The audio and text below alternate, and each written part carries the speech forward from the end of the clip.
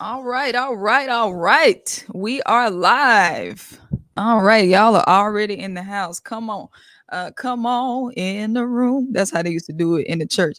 Come on in the room. I didn't really know the words, but Jesus is my doctor. I have him right side on my mirror. Come on now. It's my grandma's birthday. He gives me all of my medicine in the room. You know that one, Chuck? Do you I know know a that little bit about it. Right, one? right, Okay. right. You know I do. You know I do. Raised Mhm. missionary Baptist. Okay, but Come on, somebody. got bougie, and switched to AME on y'all. But I'm still old country Baptist boy.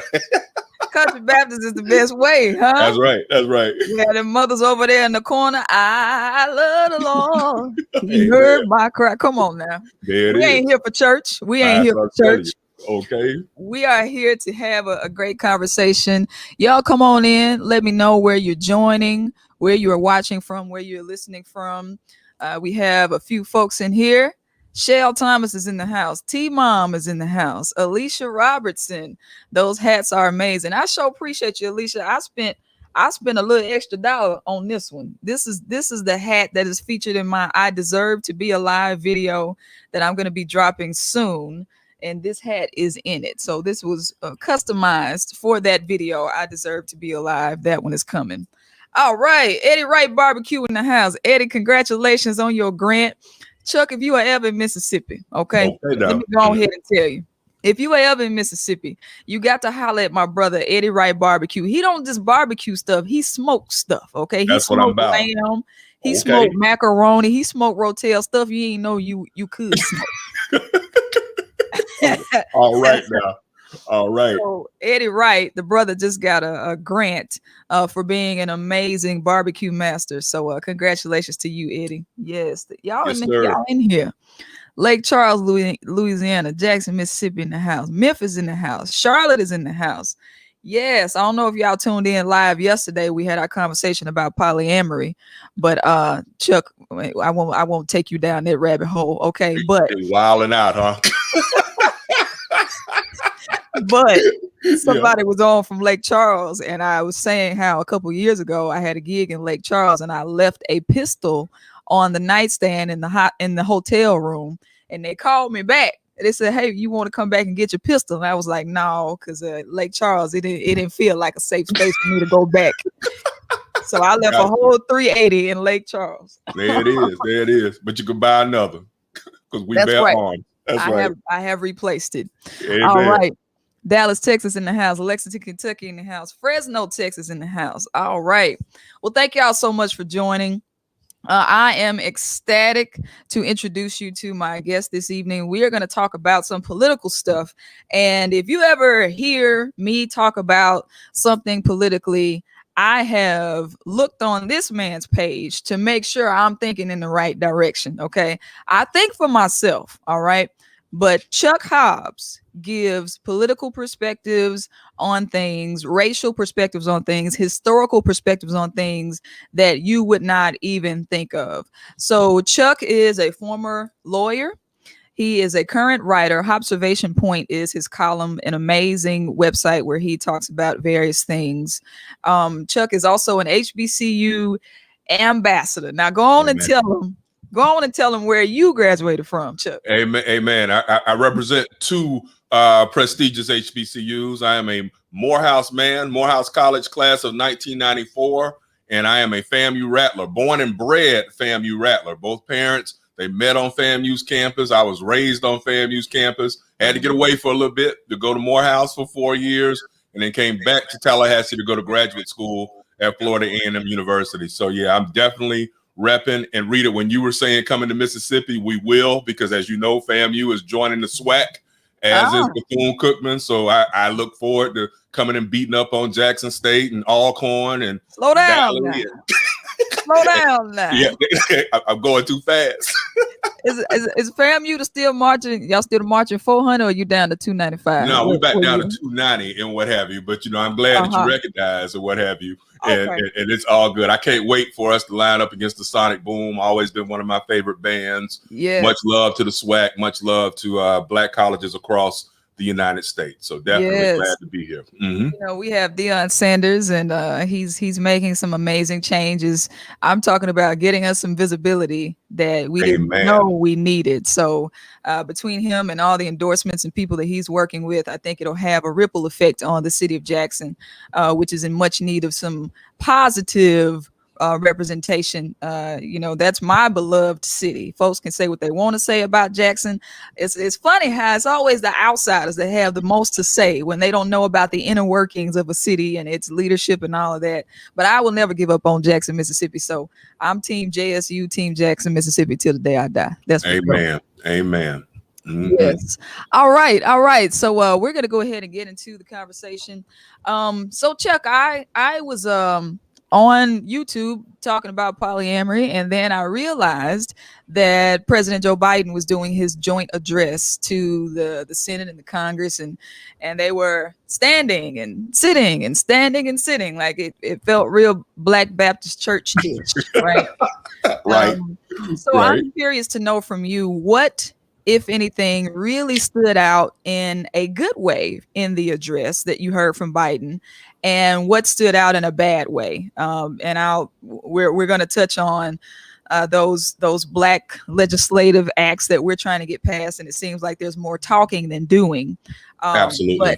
But what stood out to you in President Biden's address yesterday? No doubt about it.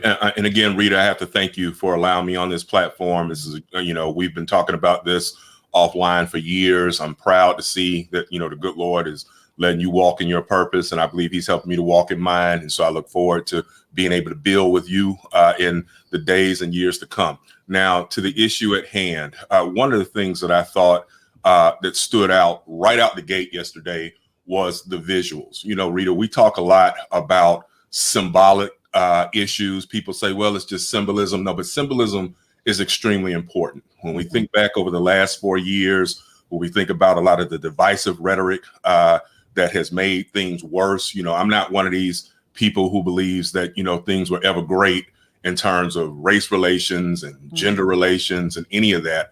This country has always been problematic. There's a lot of good about America, but there's been a whole lot of bad since its inception. But the last 4 years have been particularly difficult, particularly for people of color. And so to be able to sit there and to, number one, listen to a speech that wasn't egocentric. There wasn't a whole lot of I, me, my, I'm so great. None of that type of stuff. There was more talk. These lies, so much lies. You do him so well. Okay. Just to be able to sit there without having to pop a second blood pressure pill last night was a win right out the gate. All right. The second win out the gate from a symbolic standpoint was, lover or not, being able to see Nancy Pelosi in one seat and see Sister Kamala Harris in the other behind. Wow. We've had a Black male president. Now we've had our first Black female vice president. 30 something years ago, when I was a teenager growing up here in Tallahassee, to be honest with you, I did not think that those glass ceilings would ever be broken. I mean, you grow up when you're a little kid and they're like, oh, I want to grow up to be the president. But in reality, despite all of the gifts that God had provided for me academically and what have you, and so many of my friends, I never thought we would see it. So now I've been able to see a Black president. Now we've got Kamala Harris. So the symbolism was great, but now we've got to get down to work. Symbolism only goes so far. And that's why President Biden spoke last night. And so with that in mind, one of the things that's important when I drive across my native South, again, I was born and raised in Tallahassee, military brat to an extent. My dad was in the Army. And so even though I was born in Tallahassee, we were traveling all over, whatever. And then when he retired from the Army in '83, we retired in Tallahassee. And so I pretty much grew up here in this city. But whenever I travel across my native South, the roads are like being on a roller coaster. You go on I-10 or any other interstate that was built back in the 40s and 50s, and it is bad. And so with that in mind, people talk a lot about, well, I don't want to spend so much money. We're spending too much money, tax and spend. But I'm like, these roads and these bridges are not going to just replace themselves. It's going to take money and it's going to take manpower. And so there's been a lot of chatter about that over the last 20, 30 some odd years about being able to stimulate the economy by doing some Franklin Roosevelt type of New Deal or some Lyndon Johnson type of Great Society where the government is actually a partner with private organizations to help put people to work. Well, it looks as if President Biden is interested in actually doing that. And of course, he's going to get some pushback, right? You know, from the GOP and right on schedule, you know, Republican Party, they love to act as if they're all austere. They'll discuss, oh, yes, we want to tighten up the belt and the budgets. But that's only partially true because truth be told, when they have control of both chambers of Congress and when they have a president in the White House, they spend it well, but they spend it on what they want to spend it on, be it defense spending or other areas that will enrich their friends who are the big donors. So with that, I'm already appreciative that even with the sticker shock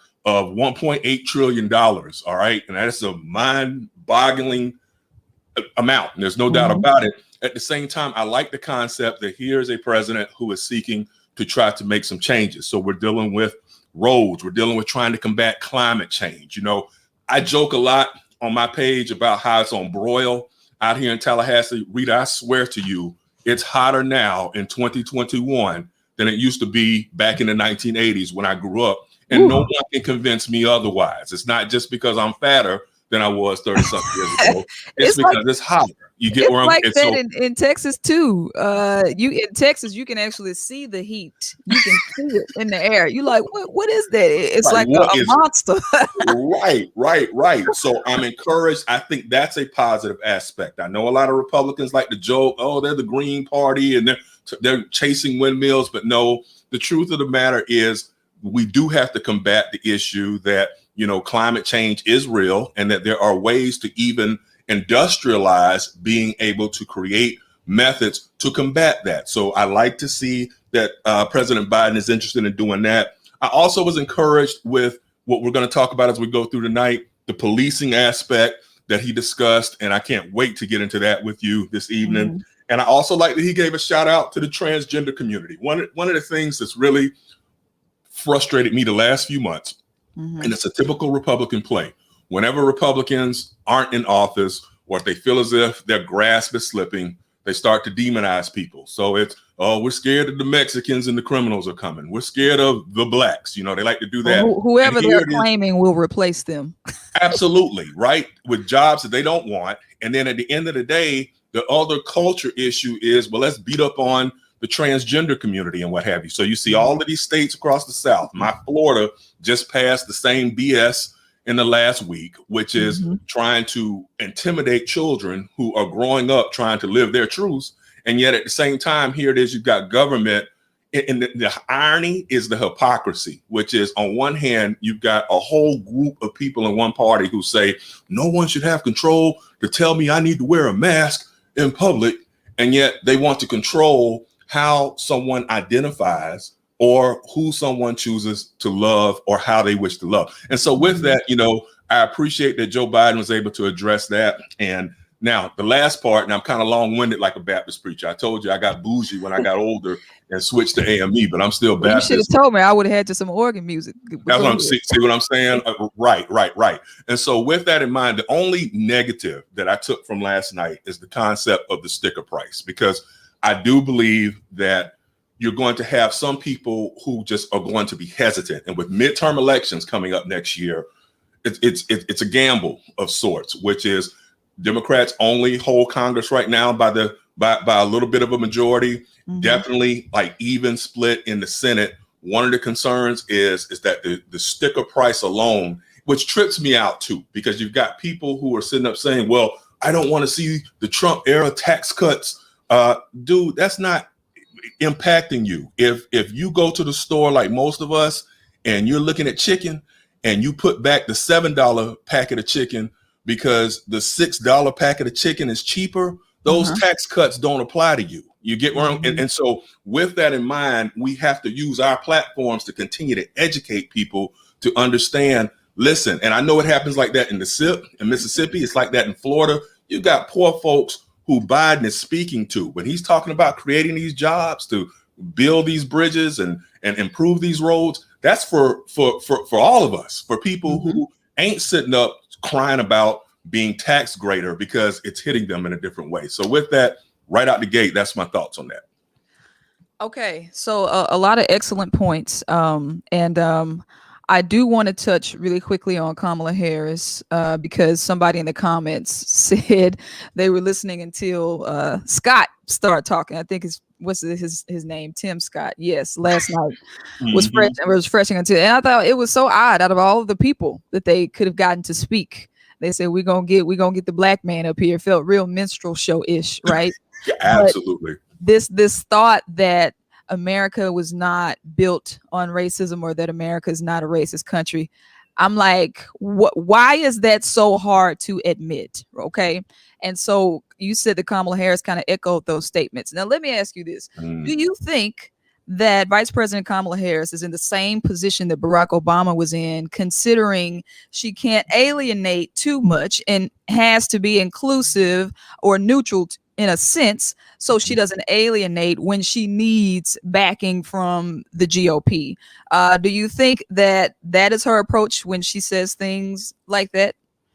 Rita, that's an excellent question. And I actually do. The more I thought about it, and just like you, like I fire off at the computer, like right off rip. Like I don't give a whole lot of thinking because like I say, God's blessed us with these intellects. So when the thought hits me, I post, right?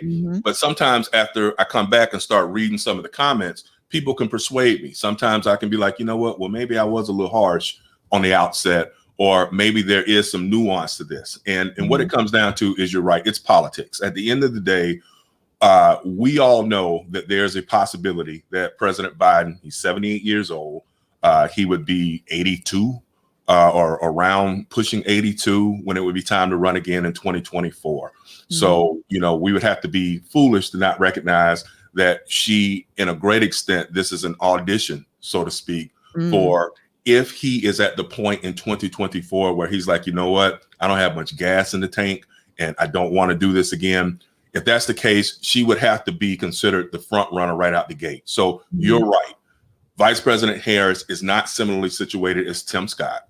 She can't say many of the things that you can, Rita, and that I can in our platforms. We can be just as raw as we want to be. With little to no consequence. Yeah, right. She really can't. So at the outset, I'll say that. But to me, just like you, it is frustrating that we live in a country where there are so many of our fellow Americans, and I'm talking about even so-called allies. There are even sometimes on my page, white Democrats who are very much super patriotic in the sense of like, I don't like to see America denigrated, and it's not denigration. It's just telling the truth. It's acknowledgement. Yeah. Right. It's, you all's reality is not ours. And so that doesn't mean that we want to see the ship sink, because if the ship sinks, then hell, we're on the ship. We're going to go get pulled below too. But in trying to keep the ship afloat and keep it on course or chart a better course, we have to be real about all of the atrocities that have happened in this country from 1619, when they first brought our ancestors, to here, because there is a lot of overlap. When we get to the segment tonight, when we start talking about all these police killings, just Google and look at some of the signs when people were protesting back in the 1920s. I'm not even talking about during the Martin Luther King civil rights era. I'm talking about go back 40 years earlier, when the NAACP and everybody was protesting all the lynchings and things that were going on in Rosewood and Tulsa and all across Mississippi, Georgia, Alabama, Florida, Texas. At the end of the day, they were holding the same signs that we're holding now. And so 100 years later, we are still asking for people to acknowledge us as basic human beings. And that's problematic to me. And so that's one of the reasons why, Rita, sometimes I get people like, Chuck, you should run for office. I'm like, I don't think office is situated for me, because I'm not going to let somebody piss on my head and call it rain. If it's piss, it's piss. I'm going to be like, stop pissing on my head. Right. Well, I really wonder if that is rain. No, it's piss. So, I'm not sure if I'm cut out for politics like that, but I am cut out for what we're doing, which is trying to raise awareness. Yeah. Hashtag don't piss on me, first of all. But second of all, yes, every time I say something political or that's something that's socially conscious, people are like, you need to run for office. And I'm like, I will not run for office because then my mission changes. I'm Mhm. thinking about bipartisanship and things like that. And then I think that would compromise or sacrifice my truth a little bit. So I like having this, what I call freedom, autonomy, to say what I want to say as an entrepreneur and not have to worry about, well, if I say this, then the Republicans, they're not going to help me pass this bill, So I enjoy this platform much more. Politicians are politicians. They do their thing, and this is me, because I think people can digest a thought or an idea much easier as a joke, as opposed to what they heard at the address yesterday. So I think I'm just going to stay in this lane. T Mom said Tim Scott needs to do better. All right, so here's my question, and this has been coming up in the Black community a lot, and I was actually pretty shocked to see the tension and dissension between Black people and Asians when the mass shooting happened, and a lot of Black people pushed back, like, nah, we not about to be marching for them and advocating for them, because we still have our own struggles. And I completely agree with that part. Hey, like, get in line, because we're in the oppression Olympics, pretty much. That's what it feels like. Yeah. And so the point has been made that the anti-Asian hate bill was passed very quickly with little to no opposition. I think it was like 90 something to 1.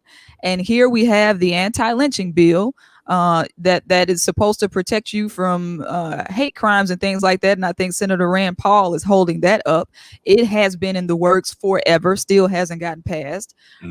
Then the George Floyd and Policing Act still hasn't gotten passed. And he mentioned a new act that I hadn't heard about yesterday, the John Lewis Voting Rights Act.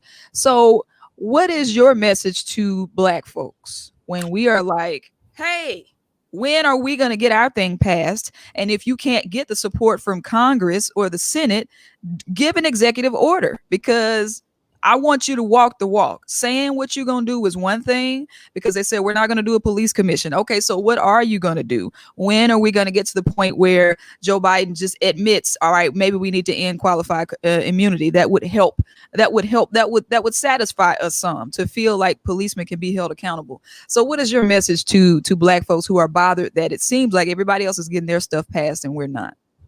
Well, it seems like, and to a great extent, there is reality to what you just said, Rita. There is a level of frustration that, again, every other what can be considered a minority group, because the majority here still in the United States of America is white, Anglo-Saxon, Protestants, and what have you. Okay, everybody else tends to catch hell, but when the hell is caught, usually those subgroups can get legislation passed, can get things done in a way that it seems as if more often than not, we're still just happy to be along for the ride, which again is another reason why, like the great Frederick Douglass said, that our platforms are here for us to agitate.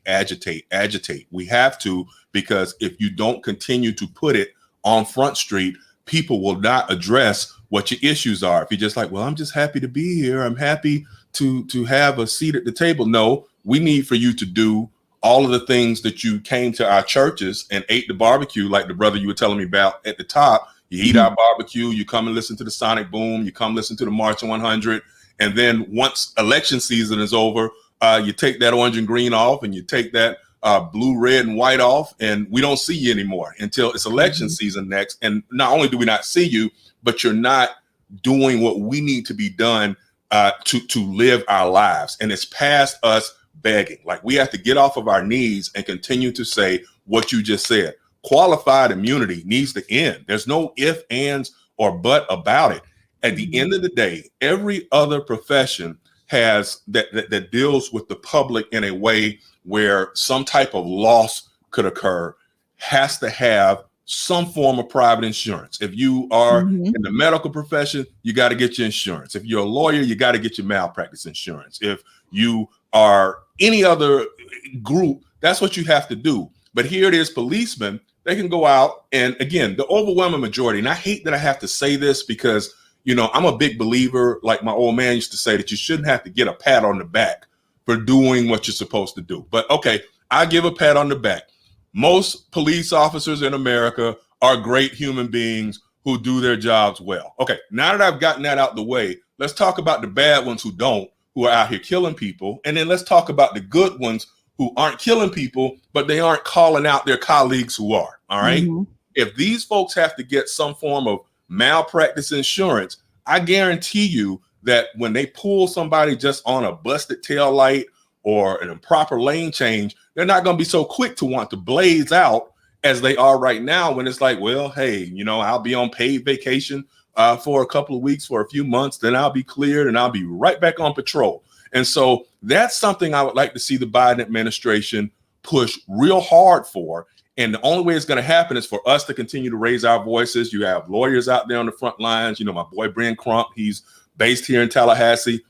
He's talking about it a lot. It's a whole cadre of lawyers across America that are doing the same, but we've got to get everybody raising their voices. Social media is so important with that too. Like, we've been able to watch in the last 15 years where social media, to a great extent, has even replaced traditional media in regards to people, and politicians are able to get the pulse of what people are thinking directly off of watching what the Black Twitter has to say. Let's see what's on Facebook. Let's see what hashtags are trending. So we got to keep pushing in qualified immunity now. In that, a lot of these deaths are going to cut exponentially. So that's one area that I would like to see, but there are so many others. I mean, when you talk about lending, there are still issues. Rita, one of my best friends, just turned 50 the other day. He's a construction company owner, went to Morehouse with me, grew up here with me in Tallahassee.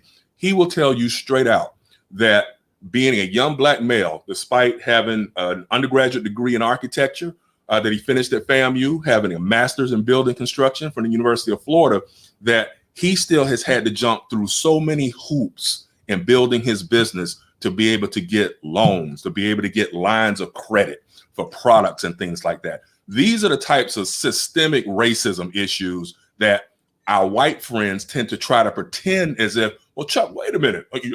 I liked Barack Obama. I voted for Obama. Well, that's great. But at the end of the day, if my boy Kenny Tate can't go get a loan, if Chuck Hobbs can't go get a loan because they're sitting up and they're, well, we regret to inform you because of, at the end of the day, those are the problems that we have to see shifted here in this country. And those are some things that the Biden administration has to do too. Because Rita, let's be real. If it ain't for us, he's not president. But Trump is still in office if Black people don't show up and show out like we did last November.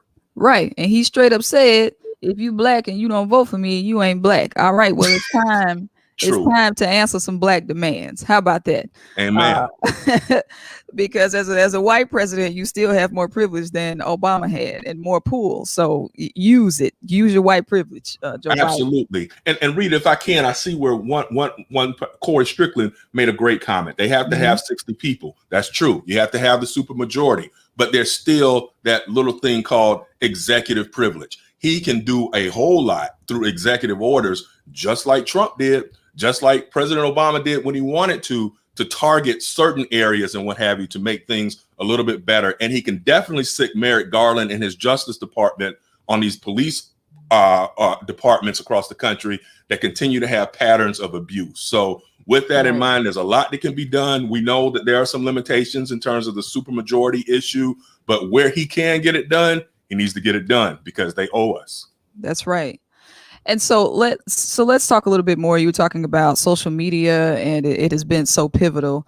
So the day of Derek Chauvin's reading of his, whether he was going to be read guilty or innocent, I was so numb when the verdict was being read, because I had so many mixed emotions. Number one, I was nervous, and I should not have been, because it was so clear that he was guilty. But for me to even have the thought that this man could walk away free like George Zimmerman did, that bothered me. And then this idea that we were celebrating, I didn't feel led to celebrate, because as George Floyd's, the verdict was being read for Derek Chauvin, we know that Ma'Khia Bryant was being killed.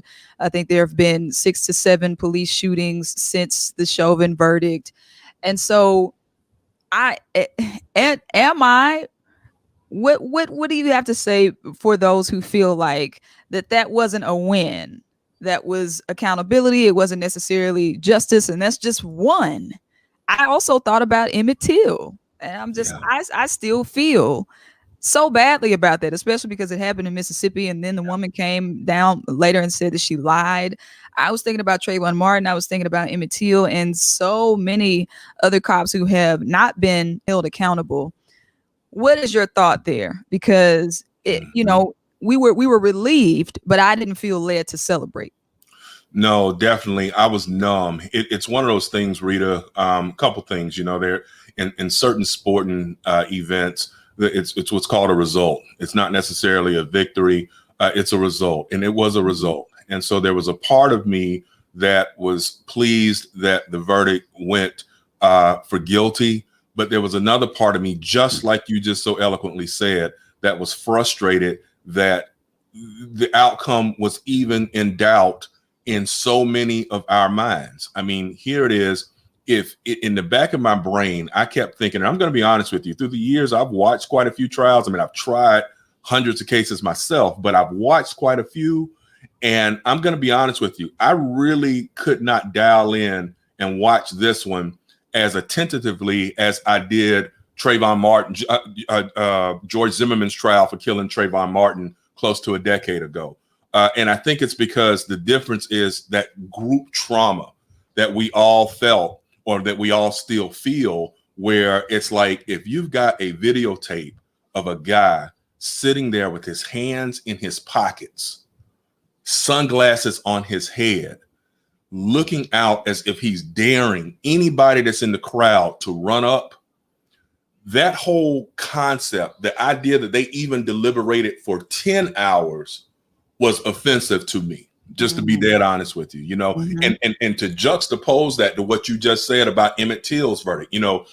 Famously, one of the white male jurors that was on that jury back in 1955 said, it took us 48 minutes and it wouldn't have even taken us that long if we hadn't stopped to drink a Coke. I will never forget that quote for the rest of my life. But just like that jury was so convinced within 45 minutes that they were not going to convict those two guys for lynching Emmett Till, I kind of was hoping that this would be a rather quick verdict to kind of send a message. And I'm not trying to diss the jury. We got a guilty verdict, but I was on pins and needles when they got sent home that night, because my experience as a trial lawyer informed me that the longer that a trial is in doubt, the greater the likelihood that it's possibly a hung jury. And hung juries ain't good either, because at the end of the day, that means that you got to start all over again. And sometimes prosecutors don't start all over again. So those things had me nervous. They had my stomach, like they say, with the bubble guts and what have you. I was queasy, nervous. And then, like you say, couldn't even celebrate, because the breaking news that night was that young Ma'Khia Bryant got shot and killed out in her yard. And like you said, when we were talking before we came on air, one of the things that continues to frustrate me with this, and this is something that the Biden Justice Department definitely can take the lead on over the next 3.5 years, is the idea that Ohio is an open carry state. Ohio is a stand your ground state. And so at the end of the day, I've read so many comments on social media, blacks too. I'm not just talking about our white brothers and sisters. I've seen a lot of black people saying she should have stayed inside. She shouldn't have been out there. And okay, from a practical standpoint, they're right. I get that. I get it. I get that in theory, you preserve your life, you stay inside. But if the law is to be equally applied, then she had every right to be in her yard, armed to defend herself, since a group of people came to jump on her. And so therein lies the frustration that I know that we all have, which is these laws don't provide the same benefits to us that they do to the majority. How many times do we see where white folks got their guns on their persons, or have them even in hand, capable of firing, and the police don't do anything. They don't blaze them. They don't shoot them. It's like, hey, can you please put this away? I mean, even at the Capitol back on January 6th, you had an officer go into the Senate chamber and was begging those guys to leave. Hey, sirs, can you all please leave? Can you imagine if you and I were sitting there? Yeah, if we were sitting there, yeah, they would have had, at a minimum, the tasers. They would have been tasing the hell out of us, and we might have got shot. And so, but they say it's not about race, as if we don't have blatant, vivid examples when white people are posing threats, the same threat or less than those of us who get killed. And you have people who sit there and say it's not about race. That blows my freaking mind. Dr. Umar Johnson and DJ Envy got into it.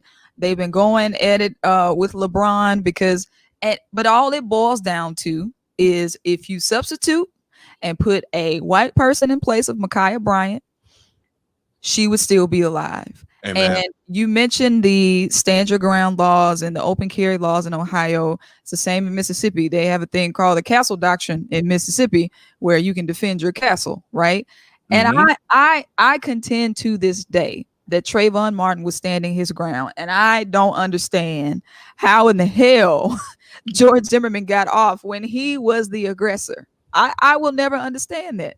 I won't either. But if it was the other way around, okay. No doubt. If Trayvon was the fake neighborhood watchman and he runs up on a white dude and ends up killing him, well, he would have been in jail. But now he's not alive because he was a young black boy, and they equate us with danger, and they equate us with this inherent violence, and they're fearful of us. And the first thing they think about is lethal force. It's like de-escalation is not even a thought.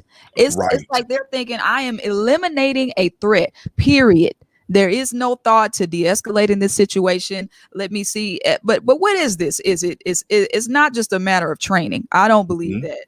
I believe it's some inherent inwardly racial bias that's going on. And I don't know how the hell you're supposed to deal with that. How the hell do you screen for racism when you are hiring police officers?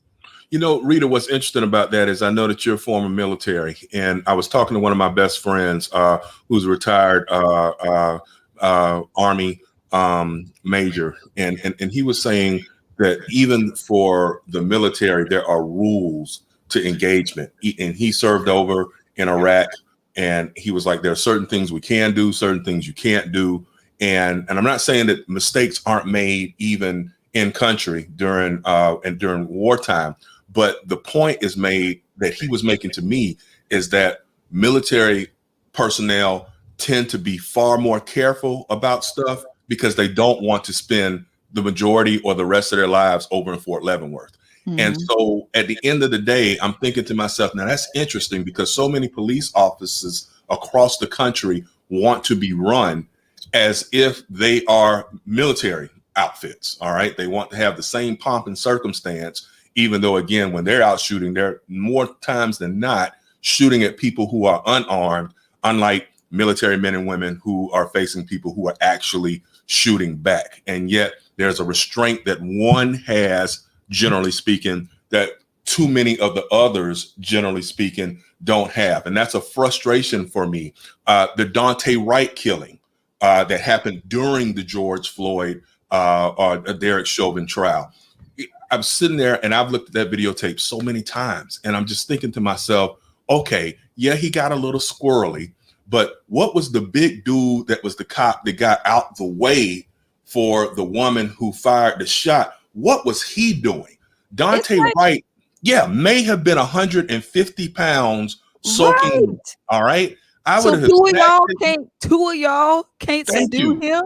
Rita, you snatch his little narrow ass out of there and say you're under arrest, and he's alive. Yeah. And then he's bounding out in 24 hours because it's just a misdemeanor. And here comes Officer Karen, like with weapon, and there's no way on earth that she confused that Glock with her taser, and she's blasting. And so at the end of the day, again, like we've been talking about tonight, in that qualified immunity, and she's going to recognize, okay, I got my taser, as opposed to trying to pull that trigger and kill somebody. Because again, then you start to realize you're going to prison, and you realize that you're about to lose that house, you're about to lose that pension, You're about to lose all these things that create generational wealth because you made a bad decision. Yeah, that video was frustrating. It was I just couldn't believe that it escalated that fast, because literally all he did was a little shake. Yeah. And all you had to do was grab him. That's it. Just grab him. Snatch him. Like, why? Why? What in her mind said, okay, now I need to use lethal force? Even tasing, that was a hand-to-hand combat situation, if you ask me, because he had already been patted down, right? They knew he was unarmed. So the force doesn't even match the force when you have 4 hands and y'all got batons and everything, and your mind goes to tase and shoot. Oh my God, I was just blown away. I was blown away. Yeah. And what else bothers me is that I can't not watch these things. When I heard about the killing of Daunte Wright, I said to myself, I'm not going to watch this. I don't feel like traumatizing myself today. But something within me said, well, I need to watch it so I can know what's going on and then defend and just be an activist. It's like that is such a dilemma, because it is harmful, I think, to our minds and our hearts to keep watching these types of videos. But if we don't, then how will we be able to object and raise hell if we don't watch it? So do you have that struggle as well? Like Rita, I do. Rita, I do. And I totally, one of the things that we'll talk about either tonight or on future episodes, if you invite me back, if I behave right, so you bring me back. I will. Okay. Is the concept that we all sometimes need a little couch time, for all of us who grew up in the Baptist church, AME church, CME, holiness, whatever, a lot of times Black people, were raised with the whole, well, you don't need to go see nobody. You just need to take it to the Lord. And don't get me wrong, I take a lot to the Lord, but through the years, I've also taken a lot to the counselor or to the psychologist. And if you got to get you a happy pill or two for anxiety or depression, you get those too, because we're all dealing with trauma on a massive level. Because anytime we see those tapes, when you see Ma'Khia Bryant, you see yourself. When I see Daunte Wright, when I see Alton Sterling back in the day, Eric Garner, Philando Castile was the one for me. Absolutely. Yeah. My homeboy, Jonathan Farrell, grew up here in Tallahassee, went to the same high school that I went to. He got killed up in Charlotte. When I see another incident happen like that, I definitely see myself, and it makes me somewhat nervous. And it's not necessarily that I'm scared of dying. I'm not. I mean, man and woman born of a woman, we're here for but a few days, as we're taught in church. But that's not the way I want to go. Like, no one wants to go because, again, like, oh, I'm sorry, officer, I didn't mean to not get my tail light fixed and what have you. That's not, those aren't reasons for any of us to fear getting shot.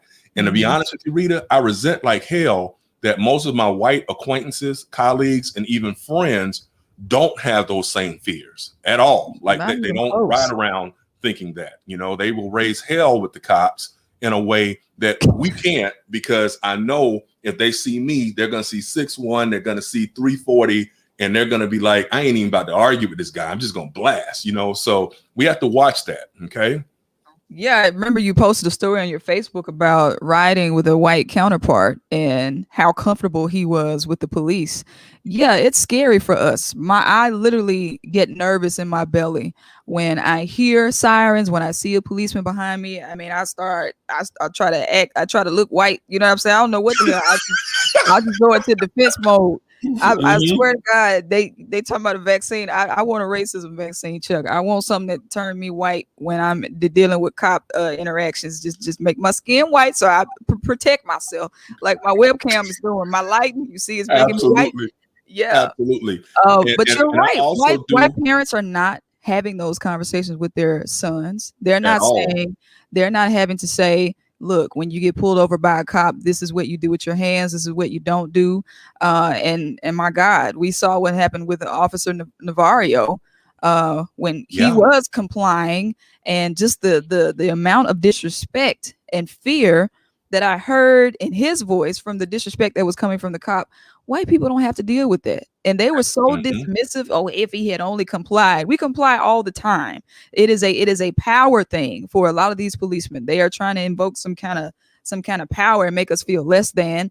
And of course, that goes back historically to what police were created to do anyway. So it's deeper than just the surface. Rita, I was joking with that same homeboy of mine the other day before his 50th birthday that perhaps law enforcement applications need to have on them. And again, for everybody who's watching, I'm a former prosecutor, so I had a badge, was sworn law enforcement in that regards. My father was a career military policeman, and then for the rest of his life, he was housing director for a time at FAMU. Then he was a civilian police officer. He led FAMU's police force. So I grew up in a house with a cop. So I'm not disrespecting police at all, but there needs to be an application. On the application, have you ever been in a fight when you were in elementary, middle, high school, college? We need to know these things, because what I really do believe, and this isn't just something that like is wildly pulling out of the air. I actually know some officers here in my hometown who were cowards when we were growing up. Okay. They were not the ones that were out kicking nobody's ass. They weren't out lining up on the football field, tearing people up, none of that type of stuff. But what happens? Oh, they go to the law enforcement academy. Oh, now they're certified with their weapon. Oh, now I've got a badge and a weapon. And so they're out there with the same gripe or the same grudge that they had, not really liking the black dudes that were in school with them, or the popular black guys or the popular black women. And it's that deep-seated type of, they won't say I hate black people, but at the end of the day, it's been there for so long. And when you add the cowardice to it too, a lifetime full of being a coward, yeah, if somebody says boo, they're going to want to shoot, as opposed to recognizing this person really doesn't pose a threat to my life. And so I say that somewhat tongue in cheek, but I'm actually serious about that there are some cowards on the force. Every time I start to hear that, I was scared for officer safety. I get scared for officer safety if somebody's reaching for a weapon and pulls a weapon on you. That makes sense. All right. But if the person is just like the 73-year-old lady, I don't know if you saw when I posted that the other day, yeah, she had 73-year-old woman with the dementia, you're not scared for officer safety. You're just an asshole. And at the end of the day, what you're doing is you're getting off on it because you're on a power trip, because you've been a coward since you were a child. Well, you raise a hell of a point, because clearly a lot of black police officers don't suffer from the same cowardice, because we don't see them killing young white boys and young white girls like our black boys and girls, our black men and women are getting killed. So apparently that same cowardice does not exist within black police officers. That's an excellent point. And I'm gonna run this theory by you, Chuck, and I'm gonna focus on black men in particular. Okay. At the beginning of January, it was New Year's Eve. It was also my wife's birthday. We went to a nude beach in Miami. Okay. I didn't want to get naked because I said I'm a baby celebrity and TMZ is probably hiding in the sand somewhere. Right. As soon as you let your guard down and you think TMZ ain't watching, that's when they're watching. There it is. We had our clothes on at the nude beach. But while we were there, we noticed, right, that all of the black men were hanging, Chuck. Every single one of them. Talking about like a baby chicken leg on their thighs. Okay. All of them were hanging and the white men were not. And I looked at my wife and I said, baby, this is the root of racism. This is it. Because the penis is a power source. And when you have a limited power source, then what do you want to do? You want to eliminate the ones with the power. And it just hit me like a ton of bricks, because when you think about it, when a lot of white men lose their jobs, some of them come home, they say, wife, I lost my job. And then they shoot themselves and they shoot the whole family and they jump off a building. I'm sorry for laughing, but right. But that's true. It's real. A black man will lose his job and say, hey, honey, I can't contribute these bills, but I can contribute this. Okay, you understand what I'm saying? So, Chuck. Right. We have cowardice as an issue, and we also have the penis as a power source. Tell me, is this something that you think is an issue as well? I do think it's an issue. And while I'm sitting here almost about to choke with laughter, I can tell you that when I was a freshman at Morehouse, I believe the name of the book was The ISIS Papers by Frances Cress Welsing. And I might be confusing the title, but I know it was Dr. Frances Cress Welsing. And one of the things that she discussed often, because she was on the lecture tour back in the early 90s, was the whole concept of the white envy of black balls. In fact, for all of your viewers who may have seen Boomerang, when Martin Lawrence is discussing the pool table thing, when he's there with Eddie Murphy and David Alan Grier, and they're talking about how, you know, the white ball is knocking all the other color balls off the pool table, and then you win the game when you hit the black ball. There's actually some weird psychosis to that. And I do believe there's some truth to it. You know, when you look back on slavery, you know, in addition to the law, history has actually been my very first love and what have you. You think about the fact that those white slave owners and overseers, when they would go to, and I hate to say this, God bless our ancestors, but when they would go to the market to buy freshly imported Africans, you know, they would have our brothers stripped naked, the sisters too, but they're sitting there looking at, you know, just what you're talking about in terms of the virility. And you can't tell me that that didn't have some form of deep, I don't know, trauma for white men, coupled with the fact that unlike them, if a black man procreates with a white woman, that child might come out saying like Tiger Woods, they're cobbling Asian or biracial, but we all know from the one drop rule, black man, white woman equals black baby. That's all right. right. And so that too has been problematic for white people for years also, that has created a level of envy.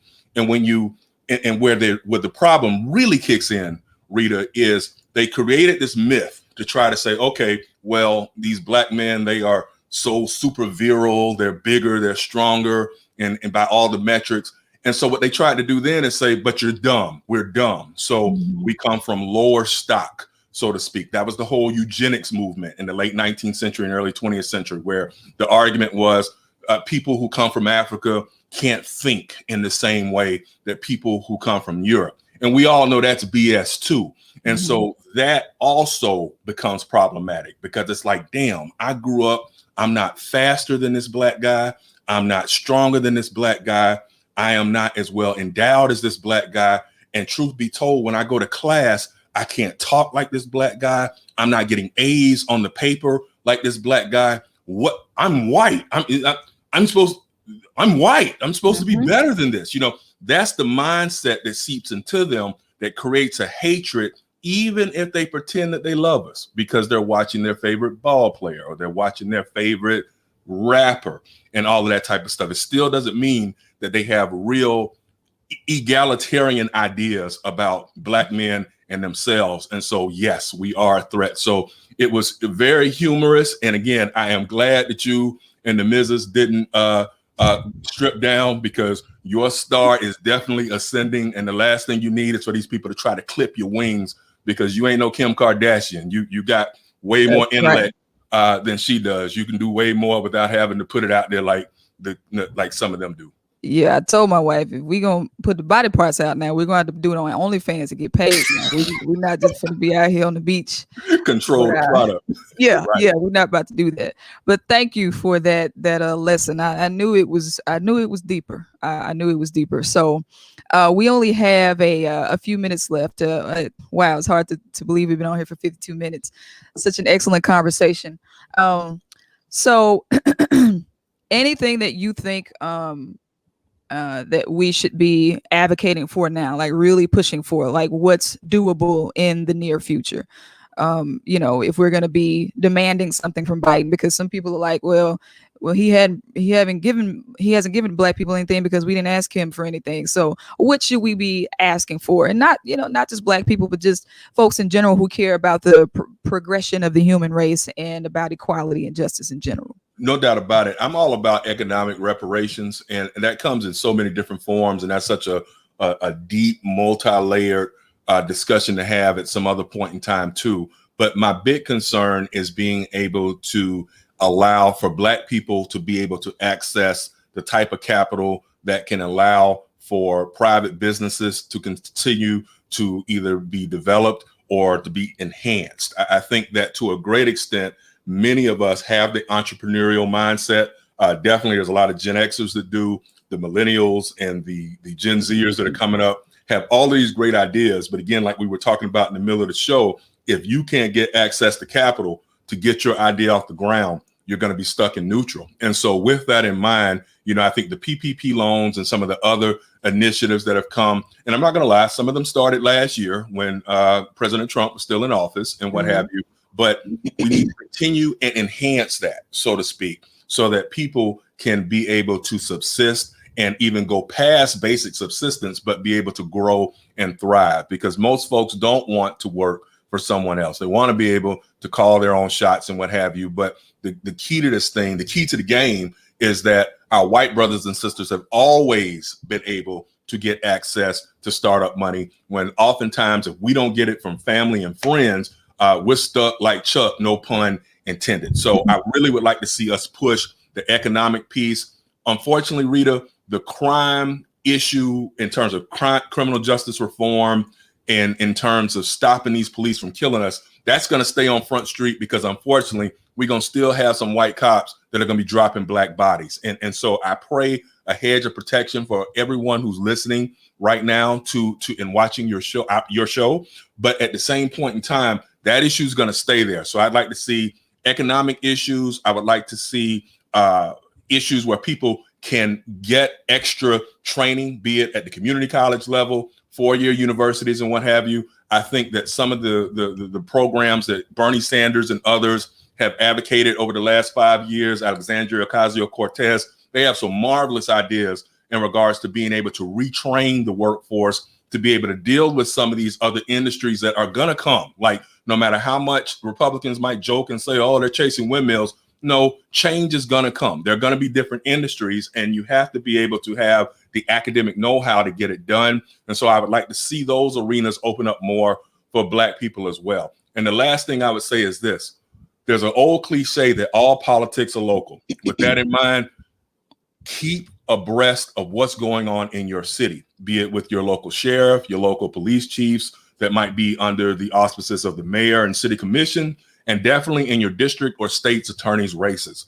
Those positions are so very critical for what it is that we seek in terms of justice, because that local prosecutor is going to decide whether the cop that decided to shoot instead of tase actually gets prosecuted. And so again, my hat is tipped to Attorney General Keith Ellison up in Minnesota and his team that he put together, pro bono, mind you. I learned that the other day in a Wall Street Journal article that the folks who prosecuted Derek Chauvin didn't get a dime. It blew my mind that they wanted to do that.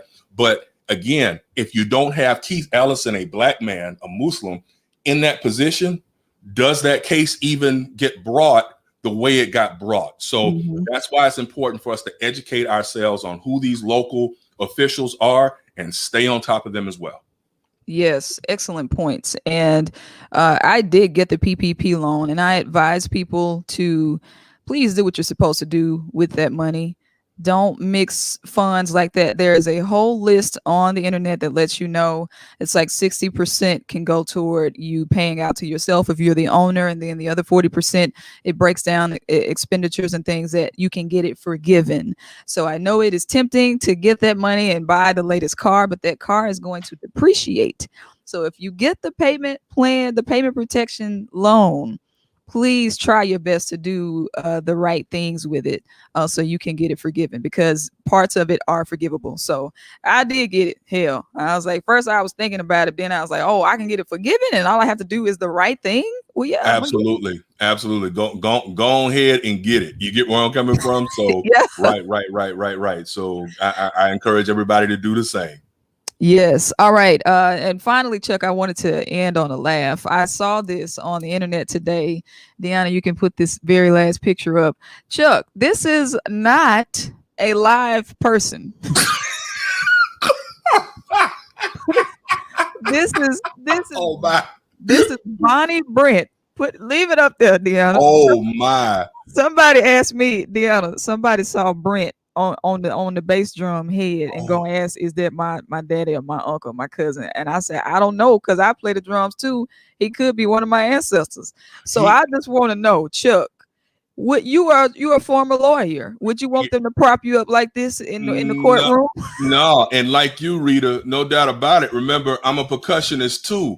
So I'm sitting here and I would haunt anybody that would line me up and put my sticks in my hand like that, looking like a whole stuffed turkey on Thanksgiving morning. No, ma'am. This is wrong on so many levels.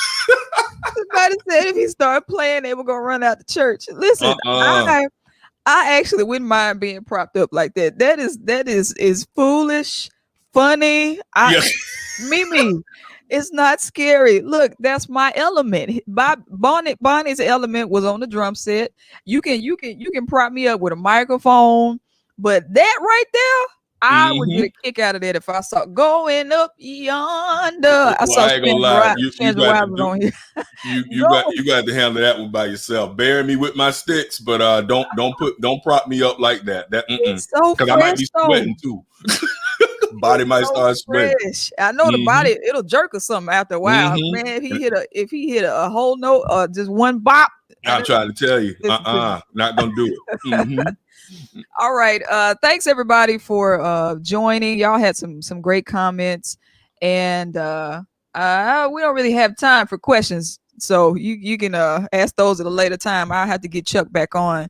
Chuck, you were amazing. Thank you so much for sharing your expertise and your passion. Let folks know where they can follow you, and also go to the Observation Point as well. That's your new column. You can tell them a little bit about that. Absolutely, Rita. I appreciate that so much. And yes, definitely. The Observation Point is my blog. It's got about 300 some odd thousand followers, close to 400,000. We're growing and we're going places. Also, you can find me on Facebook, Chuck Hobbs. I also have a backup Facebook page, Chuck Hobbs 2, for when Zuckerberg then put me in Facebook jail for keeping it real. And so that's Chuck Hobbs 2, TOO. And then last, also at Real Chuck Hobbs. That's my Twitter handle, and that's my Instagram. So y'all get at me. I talk trash all the time. I try to break down history, politics, law, and like Rita said in the caption earlier today, an unintentional comedian. So again, I'm glad to be here with you. And anytime you're ready for me, love, I'm here. All right. And that's a shame. They putting black men in jail, even on the internet. Even on the internet. Exactly. I'm still gonna be me. We need prison reform, police reform, all of the reforms. Absolutely. All right. Thanks so much, y'all, for watching this edition of the Rita Brent Report, starring my good friend Chuck Hobbs. Y'all be sure to follow Chuck and get all the information. And big shout out to Deanna Tisdale Johnson, who was the producer of the show tonight, and she is over the Jackson Advocate in Jackson, Mississippi, and they cover some great things as well. All right, y'all. We're back next time. Don't forget, Raising the Sip, the podcast, is coming soon. My first guest is Dr. Nikitra Burst, and she's talking about maternal health. Black women are suffering out here when it comes to childbirth, and so she's going to be informing us about that. So I'll be letting you know about Raising the Sip, the podcast, coming soon. And my new song, I Deserve to Be Alive. It is so powerful.